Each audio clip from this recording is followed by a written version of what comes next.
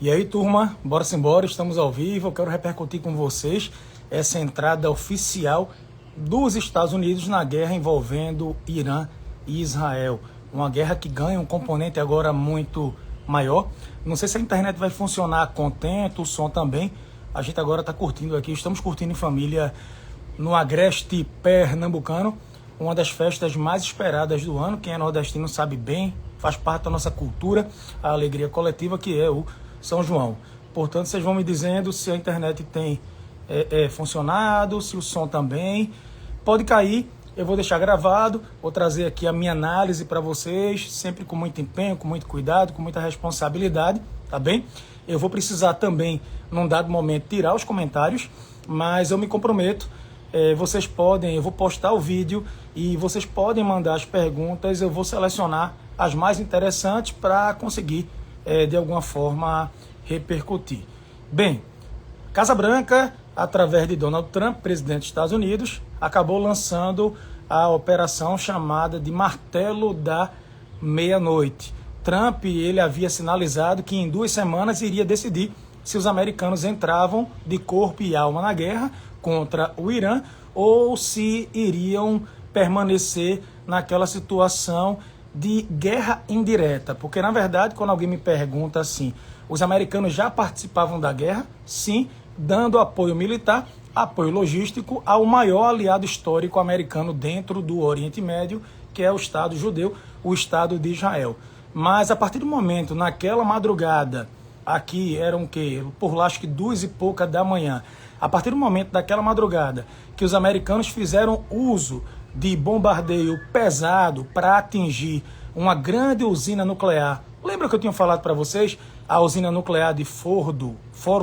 Pois é, ela foi construída pelo Irã dentro de uma montanha a muitos quilômetros, metros de profundidade, exatamente porque o Irã queria desenvolver esse programa nuclear sem riscos de ser interrompido. Eu quero reforçar, o governo do Irã sustenta que o programa nuclear tem fins pacíficos. Eu já fiz uma análise aqui com vocês, a documentação, e há todo um critério feito por quem acompanha, por quem entende do assunto, que o Irã, na verdade, quer desenvolver o processo da bomba. Eu já discuti isso aqui anteriormente. Mas o que eu quero repercutir com vocês aqui hoje é essa entrada oficial dos Estados Unidos na guerra. Primeiro ponto, o Irã não tem capacidade militar para se contrapor sozinho aos Estados Unidos, muito menos a Israel. Lembrem-se que o filho mais querido do Irã, o grupo paramilitar terrorista, que é uma cria do Irã, da Guarda Revolucionária Iraniana dentro do Oriente Médio, é exatamente o Hezbollah. O Hezbollah foi atacado dentro de casa, dentro do Líbano, inclusive com assassinato de convidados estrangeiros, e não houve nenhum tipo de grande reação por parte do Irã. O Irã passou décadas numa posição, digamos assim, confortável, praticando o que a gente chama de guerra por procuração, atacando outros países da região, a exemplo da Arábia Saudita. O Irã e a Arábia Saudita não têm uma boa relação, porque ambos disputam o protagonismo dentro do mundo islâmico, a Arábia Saudita se colocando como a grande representante da vertente sunita, e o Irã, um país de maioria xiita. Lembrando que dentro do Islã, os sunitas são maioria esmagadora, mais de 80%. Os sunitas ali entre 10% e 15%. Mas agora, Israel conseguiu puxar o Irã para uma guerra direta do ponto de vista público, e com a entrada dos Estados Unidos, de fato, o Ayatollah, que é o líder supremo, político e religioso do país, encontra-se na pior situação. Ele que governa o Irã há 36 anos, mas os Ayatollahs tomaram poder em 1979 através da Revolução Xiita, quebrando acordos com Israel na época, Estados Unidos e companhia. Enfim, você passou a ter o Irã diferente daquele contexto antes de 79. Eu também falei sobre isso aqui. Primeiro ponto, o parlamento do Irã acabou de aprovar a ideia de fechar o Estreito de Hormuz. Estreito de Hormuz, eu já disse para vocês, é um estreito importantíssimo porque por ele passam por dia milhões e milhões de barris de petróleo. Se você abrir aqui um aplicativo, eu vou recomendar para vocês o Marine Traffic, é tipo Flight Radar, tem o Flight Radar dos aviões, o Marine Traffic ele é o aplicativo que mostra a posição dos navios. Eu gosto bastante, vocês vão ver que o Estreito de Hormuz, como os principais estreitos do mundo, ele é, digamos assim, bastante movimentado. Deixa eu só tirar aqui os comentários rapidinho, para que as pessoas possam se concentrar um pouco mais. Pronto, voltando aqui. O Estreito de Hormuz, ele é muito movimentado. Não é só o gás e o petróleo do Irã. Você tem a Arábia Saudita, o Catar que é grande produtor de gás liquefeito de petróleo. Você tem Dubai, Abu Dhabi e companhia. Então, é uma área considerada estratégica. João, o Irã ele tem autorização para fechar o estreito? Não. O estreito, pelos tratados internacionais envolvendo o uso das águas, os estreitos eles não podem ser fechados. Em tese, um pedaço daquelas águas pertence ao Sultanato de Omã, que é um país belíssimo, e outro pedaço ao Irã. Mas é um estreito, tem interesse internacional para outros países, para a economia. Ele não pode ser fechado. O parlamento iraniano pode decidir sozinho? Não. A palavra final dentro do Irã sempre vai caber, sempre vai ser associada ao Ayatollah, que o atual é o Khamenei. Então é ele que vai ter a palavra final, essa tomada de decisão. Se decidirem fechar, o que é que vai acontecer? Retaliação. Os americanos, isso vai envolver os países do Golfo. Essa guerra ela pode tomar uma proporção maior. Eu disse para vocês que o preço do petróleo pode dar uma disparada muito rápida, semelhante ao que aconteceu na década de 70, e sim, você pode ter uma reação em cadeia. É cedo para a gente falar se o Irã vai esticar a corda a esse ponto ou se o Irã vai tentar algum tipo de negociação na mesa. Vai depender muito do papel da Rússia. Vladimir Putin, de anos para cá, se colocou como um amigo, como um aliado iraniano. Logo ele, Vladimir Putin, que na minha concepção, pela minha análise, é um dos líderes mais anti-islã que nós temos na história recente. Ele é declaradamente anti-islã. Então, ele não é um aliado do Irã por gostar do país, por gostar da população de maioria persa. Não é isso. A ideia da Rússia é sempre se contrapor aos Estados Unidos e vice-versa, no que a gente chama de novíssima ordem mundial, Guerra Fria 2.0 e tudo mais. A China numa posição confortável, a China compra muito petróleo, muito gás daquela região. Os chineses têm negócios muito fortes com o Irã, mas eu não vejo a China disposta a encarar uma guerra. Eu quero lembrar a vocês, uma guerra de grandes proporções no Oriente Médio, ela não é uma guerra pontual. Lembrem-se, Guerra do Afeganistão, décadas e décadas, o Afeganistão que ficou conhecido como o cemitério dos impérios, faz fronteira com o Irã também. Guerra do Golfo I, Guerra do Golfo II, família Bush, também não foram guerras simples. Na verdade, deixaram feridas não cicatrizadas. Então, eu já comentei com vocês aqui que uma guerra de grandes proporções no Oriente Médio, ela pode sim se tornar algo muito prolongado e isso afeta diretamente a política, a geopolítica, a economia mundial, pelo peso simbólico e real que o Oriente Médio, de alguma forma, carrega. Trump, ele dividiu a base. Eu tinha comentado com vocês, saiu uma pesquisa da CNN dizendo que a maioria republicana apoiava que os americanos tinham uma janela de oportunidade. Para quê? Para acabar com um programa nuclear iraniano. O Irã tem uma movimentação muito forte de enriquecimento de urânio, a gente falou sobre isso também. É cedo a gente cravar que o programa nuclear iraniano acabou. Não, ele sofreu um dano muito severo. Cientistas nucleares, as cabeças que pensam o programa, foram mortos, foram neutralizados. As principais instalações nucleares, inclusive duas das quais eu já conhecia, Isfahan, Natanz e agora a de Fordo, que era a que chamava mais atenção, a mais moderna, que fica dentro mesmo da terra, foram bombardeadas. Isso gerou um atraso. Se isso vai resolver o problema ou não, são outros detalhes que a gente tem que parar para, de fato, analisar. Então, olho vivo no Estreito de Hormuz. Quero lembrar um detalhe. O Irã não é um país qualquer. é o segundo maior país em área do Oriente Médio. Só perde para a Arábia Saudita. Tem mais de 90 milhões de habitantes, a capital com mais de 15 milhões. O Irã, além de ser banhado pelo Golfo Pérsico, é estratégico pelo Estreito de Hormuz. Lá para o norte, o Irã é banhado por um outro mar que não tem saída por o mar aberto, é o Mar Cáspio, que é considerado hoje um dos maiores ou o maior lago de água salgada do mundo. O Mar Cáspio tem muito gás, tem muito óleo. A China tem um projeto da nova Rota da Seda. O Irã estava incluído nesse projeto aí, mais do que multibilionário, uma grande ferrovia conectando China ao Oriente Médio, tendo o Irã como uma rota, como um entreposto. Vamos ver porque, diante dessas mudanças geopolíticas, se a China vai, de fato, ter algum efeito prático. A China se pronunciou criticando a guerra, convocaram o Conselho de Segurança da ONU, que não serve para nada, cada qual que usa o seu poder de veto por aquilo.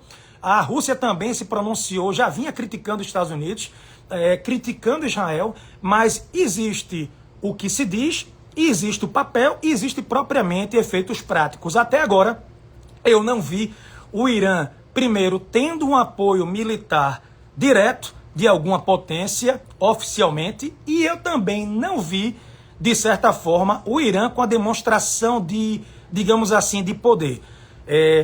Martelar o Hezbollah, martelar o Hamas, Jihad Palestina, matar os líderes dos Houthis, que são filhos também, são crias iranianas no Iêmen.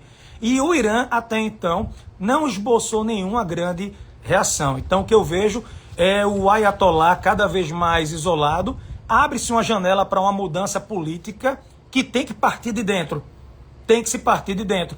A população jovem iraniana, mulheres principalmente, os mais jovens, sentem a falta de uma liberdade política, de um contexto ali religioso, a liberdade do dia a dia, a questão da polícia moral, da guarda revolucionária. Falo isso com a propriedade de quem já teve a oportunidade de visitar o Irã por mais de 3 ocasiões.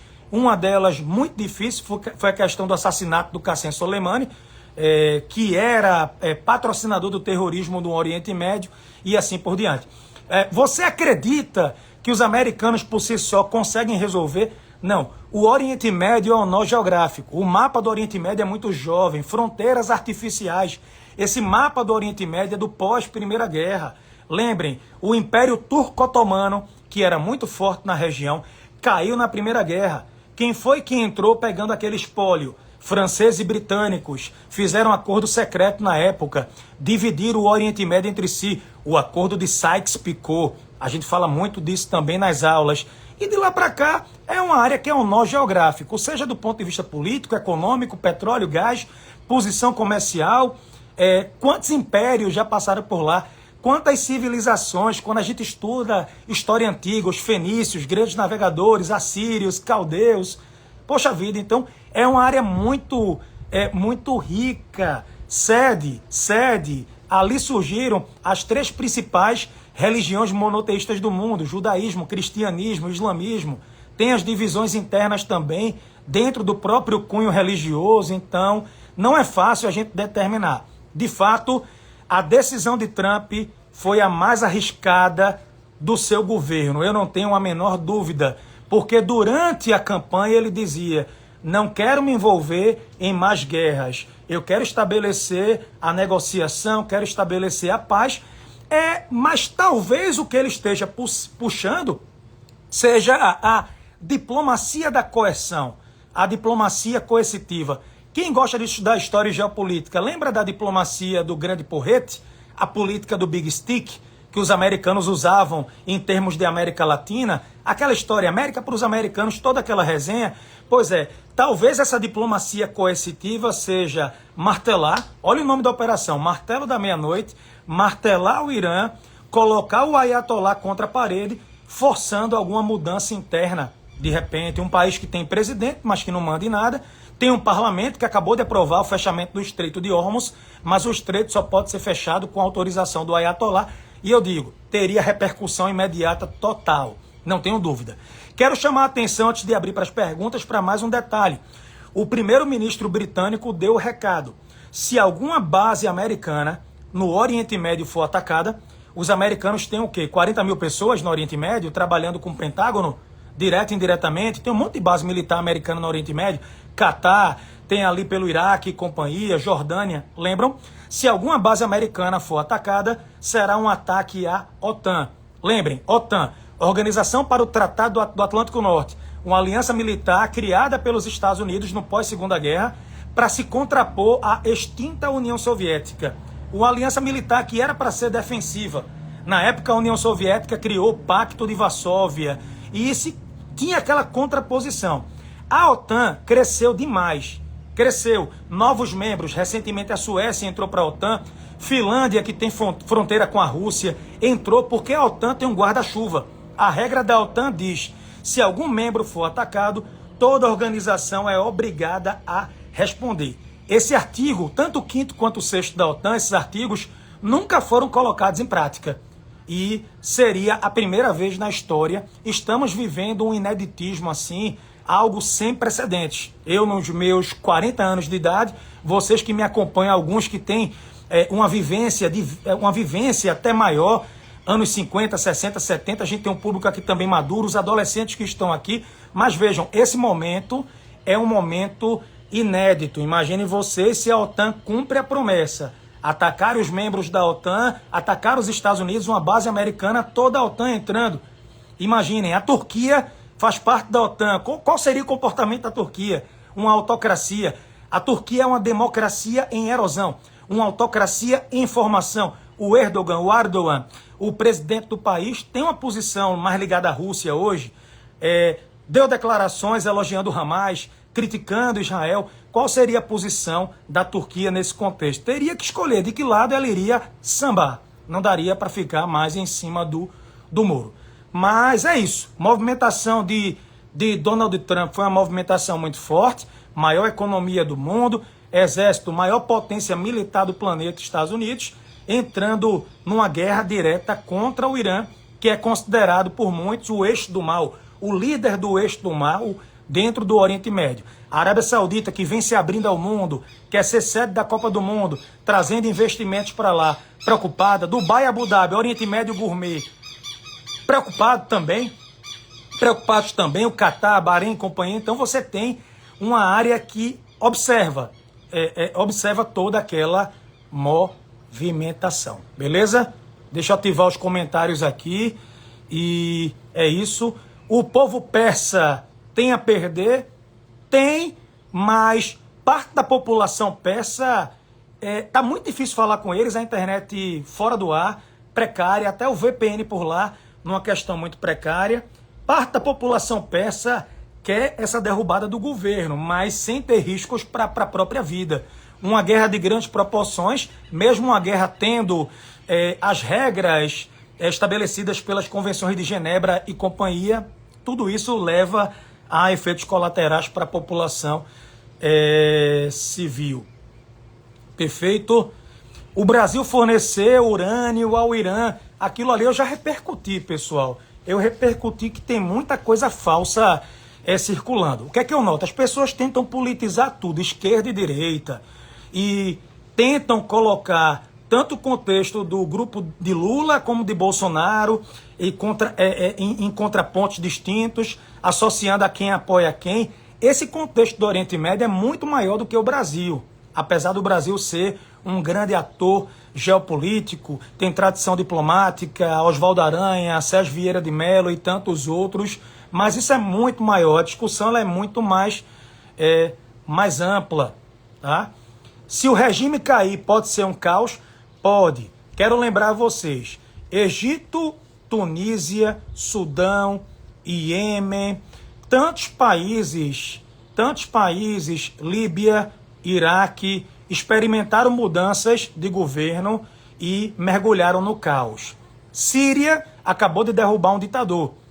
E mais uma prova de que o Irã não tem essa força toda que dizem. É um país estratégico, mas depende da ajuda da Rússia e da China.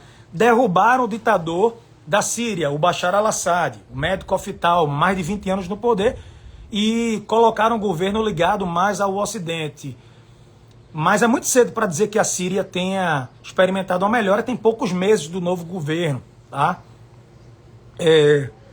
Declarações do governo elogiando o Irã. O Itamaraty soltou uma nota criticando o bombardeio de Israel ao Irã, dizendo que Israel começou a guerra. Pessoal, eu quero lembrar, eu dei um monte de entrevista sobre isso e eu notei que existe um viés de cada emissora. E eu respeito demais, mas eu tenho que falar meu ponto de vista, minha análise de quem gosta de estudar sobre o Oriente Médio. Essa história de que Israel acabou com a paz na região, que paz? Quando foi que o Oriente Médio experimentou de fato uma paz? Bora pegar da Antiguidade, Idade Média, moderna e contemporânea, o Oriente Médio nunca experimentou um contexto de paz. E o Irã já atacava Israel diariamente, fomentando grupos que faziam guerra por procuração. O Hezbollah não desenvolveu um exército tão forte sozinho. O dinheiro não cai do céu. Aquelas armas não chegaram ali ao acaso. O Irã é muito forte, o Irã tem mísseis hipersônicos, o Irã tem um contexto de drones, né? Alguns que são sofisticados, de baixo custo. Não é essa potência toda que se pinta, mas para o padrão do Oriente Médio é uma potência assim que já vinha gerando uma ameaça regional, para além das fronteiras, usando grupos por procuração. Tá? Muita gente pergunta, Terceira Guerra Mundial. Olha, a gente espera que não. Tá? Eu espero que não. Tô aqui agora, vê que paisagem bonita no Agreste, estão vendo? Que lugar maravilhoso. Tem que agradecer a Deus, minhas filhas ali com saúde, Dona Patrícia, reunindo os amigos, celebrando. A gente espera que não. Mas quantas guerras estão acontecendo no mundo agora? Alguém tem ideia?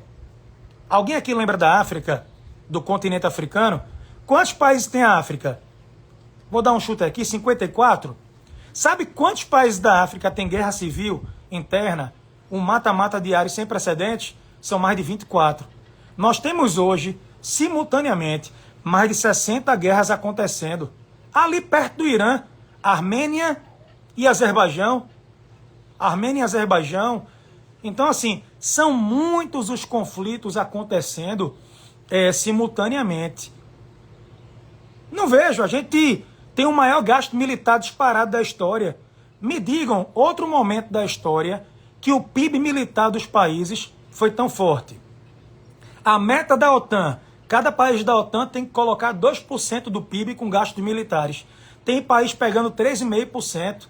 O Japão, que se desmilitarizou depois da Segunda Guerra, por motivos óbvios. A Alemanha também, pelos mesmos motivos, voltaram a se militarizar fortemente. Tá? Muita gente com medo da Rússia, Putin. Aí algumas pessoas vendem a solução fácil. Bora matar o Ayatollah. Vladimir Putin tem que morrer. As pessoas acham que o problema, elas tentam personificar como se fosse a imagem do demônio, do mal. Matou, resolveu. Tem toda uma sucessão, pessoal. Tem todo um sistema por trás. E a guerra, ela é muito lucrativa. Ela movimenta a economia, a indústria de base, com as indústrias intermediárias. A discussão ela é muito maior. A discussão ela é muito maior. Tranquilo? A América do Sul está em paz. Não. A América Latina é o lugar mais inseguro do mundo. Quando alguém diz, você é maluco, vai para o Oriente Médio. Maluco é a gente viver aqui nesse cotidiano também. Aqui eu estou num momento de paz e tranquilidade. Mas dos grandes centros urbanos. Pega um índice de assassinatos a nível América Latina, das grandes capitais, e compara com o Oriente Médio, o risco aqui é muito maior. Vocês vão ver que os dados eles são assustadores. São assustadores. A gente vive um contexto de guerra civil. Joca, conseguiram destruir a montanha onde tem Fordo? Eu vou postar um vídeo aqui, vou colocar no grupo também, da arma que eles usaram. Só os americanos têm capacidade de transportar aquela bomba. São o quê? 13 toneladas? São 13 toneladas. Ela penetra na montanha e só explode depois que entra. Mas é muito cedo, pessoal, para dizer assim, o programa nuclear iraniano acabou. Acabou, acho muito forte. Agora, que atrasou com força, como a gente diz aqui, eu não tenho a menor dúvida. Guerra é por religião? Penso que não. Muitas vezes a religião ela é usada como uma cortina de fumaça, Rafa. Como uma cortina de fumaça, sabe? A religião, ela engaja. ela engaja. Ela é usada como instrumento, às vezes, como instrumento nocivo da manipulação, da lavagem cerebral, e isso leva o conflito para uma proporção maior, tá? Se o estreito fechar, o Brasil sofre demais, o mundo inteiro, né? O preço do petróleo dispara, nosso petróleo é dolarizado. O Brasil se orgulha de dizer que é autossuficiente em petróleo. Lembre-se, a gente vende o óleo bruto para comprar o pesado, tá? Desculpa, a gente vende o óleo bruto para comprar o leve. A gente vende barato para comprar caro e é dolarizado. A gente compra o diesel, inclusive estamos comprando o diesel de Vladimir Putin, né? Diesel barato por conta do embargo da Rússia. Poxa, é isso. Depois vamos começar a me esculhambar. Como é que eu vou lidar com isso? Pessoal, eu não ligo assim. Esse trabalho que eu faço, na boa, é um trabalho de voluntariado, gente. Eu sei que na internet, quem grava um vídeo, quem entra ao vivo, vai receber martelada, porrada e elogio. A vida é assim, entende? Eu escolhi, eu sou professor, eu gosto de responder, eu gosto de dialogar. Tem dia que a gente tá mais paciente, aí responde com mais paciência. Tem dia que a gente vai direto ao ponto e tudo mais. Isso aqui para mim é um aprendizado, tá? É um momento que eu posso compartilhar. E se alguém terminar a live de hoje um pouquinho mais inteligente, viva, agradecer a Deus. Entendem? Aqui não é o meu ganha-pão. Eu tenho o meu trabalho. Sou professor há 22 anos. Eu não comecei agora. Entenderam?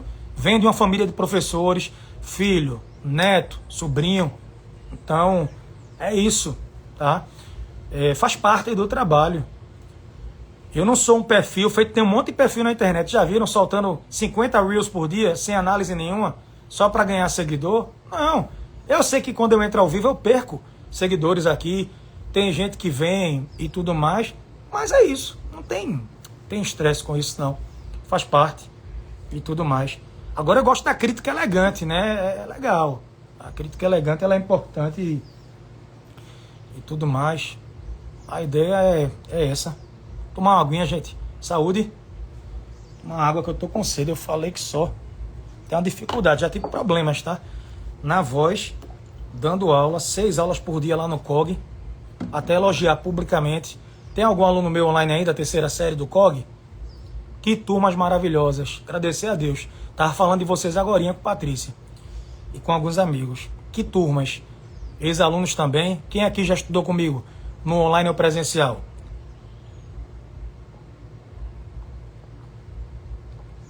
De fato, Vanessa, o Brasil é autossuficiente em petróleo, mas não é no principal, nos derivados. A gente não refina o suficiente. O Irã deve ter alguma carta na manga? O Estreito de Hormuz, Mar Cáspio, o próprio Oriente Médio é uma carta na manga. Gerar caos na região. O Irã pode gerar instabilidade para Dubai e Abu Dhabi, que são aliados americanos, Arábia Saudita. Tem. Total. Diz, Mari, lembro demais de você. Obrigado pelo carinho. Oi, mãe de aluna, Elaine, dona Elaine, um abraço. Maria Ciara. Tem mais alguma pergunta, pessoal? Foi no Teatro Rio Mar, eu lembro. Obrigado, viu?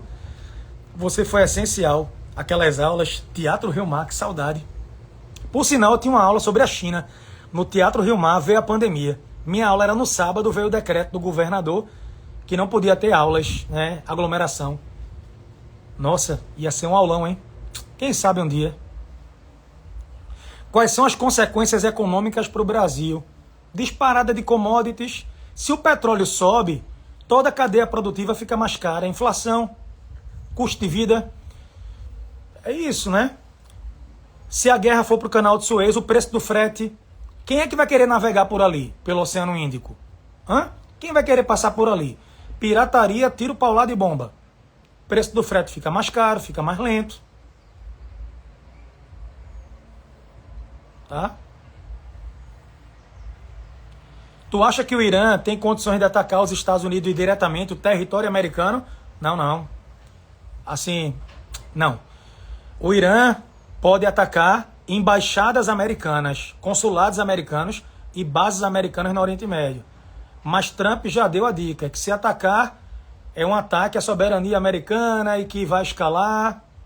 Bem, é esperar. O primeiro-ministro britânico disse que a OTAN entrava na guerra se isso acontecesse.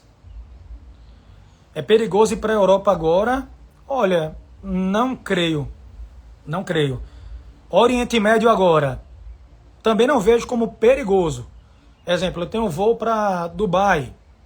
O problema é fechar o aeroporto e você ficar preso.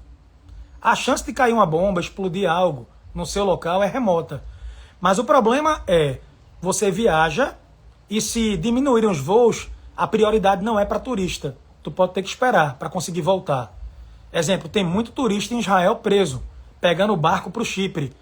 Entendeu? Então você tem trabalho, quer cuidar da família, quer voltar, não consegue. Esse é o risco. Pergunta bem interessante aqui de Leonardo. O Irã tem demanda civil para energia nuclear? Olha, o Irã já tem muita termoelétrica, né? Produção de energia usando calor. A energia nuclear é necessária para fins civis? Não, energia nuclear tem uma vantagem. Ela é considerada uma energia limpa, não tem a emissão direta de gases. E assim, se você dominar a tecnologia, você pode baratear. O Brasil usa pouca energia nuclear. A gente é signatário do Tratado para Não Proliferação de Armas Nucleares e a própria Constituição do Brasil proíbe, né, a bomba atômica. Lembram de Enéas? Meu nome é Enéas. Se eu for eleito, lembram 10 segundos de guia? Eu vou construir a bomba atômica. Tem brasileiro que aprova. Tem brasileiro que diz, só respeitam quem tem a pólvora. Tem esse ponto de vista, né? Um país com a bomba, as pessoas pensam 2, 3 vezes antes de... Se todo mundo pensar dessa forma, estamos ferrados. Estamos ferrados. Eita, deixa eu descer aqui. É isso. Tranquilo? Pessoal, eu posso ir? Bora fazer um acordo aqui. Posso pedir uma coisa a vocês de coração? Quando eu postar esse vídeo, vocês conseguem apertar no avião, depois de postar no feed, para compartilhar nas histórias de vocês? Para o pessoal conseguir assistir? Pode ser? Qualquer grande novidade eu posso entrar ainda hoje ao vivo. Fechou? Mas amanhã com certeza eu vou entrar. Fechado? Vou atualizando vocês. Vocês podem compartilhar. Quem quiser conhecer meu grupo fechado no WhatsApp, tem um link na bio. Quem quiser assinar. Não é caro não, é bem baratinho. Sei lá, preço de uma pizza por mês. Vale porque lá eu estou meio que colocando informação quente, assim, é mais fácil postar lá do que aqui. Mas aqui eu vou postar também, tá bom? Paz de Cristo, tá, gente? Saúde e paz. E quem tiver mais dúvidas, mandem nos comentários. É isso. Simbora? Fui! Valeu!